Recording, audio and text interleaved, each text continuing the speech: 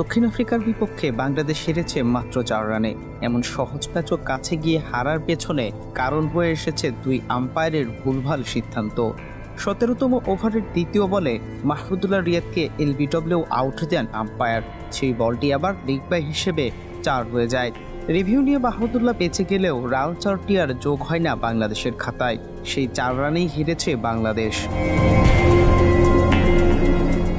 এরপর আম্পায়ার দৃষ্টিকটু আউট দেন তাওহিদ হৃদয়কেও।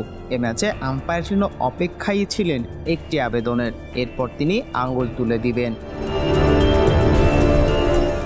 শুধু এই দুটি সিদ্ধান্তই নয়, ম্যাচে আম্পায়াররা কয়েকটি ওয়াইড দেয়নি বলে সংবাদ সম্মেলনে অভিযোগ করেছেন তাওহিদ হৃদয়।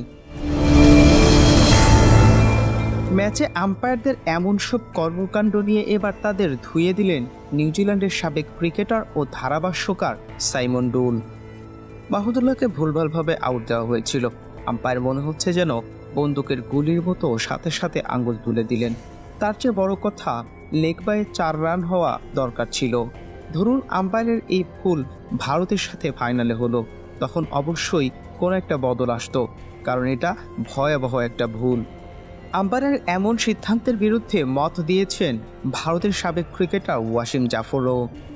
বাংলাদেশের সমর্থকদের জন্য খারাপ লাগছে, মাহমুদুল্লাহ রিয়াদের লেগ বিফোরটি আউট ছিল না, সেটি থেকে আসা 4 রানও বাতিল হয়ে গেল এমন এক সিদ্ধান্তে।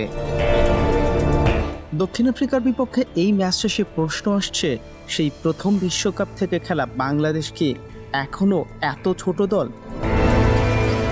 এখনো কেন সব সিদ্ধান্ত ছোট দল বলে বাংলাদেশের বিপক্ষে আসে?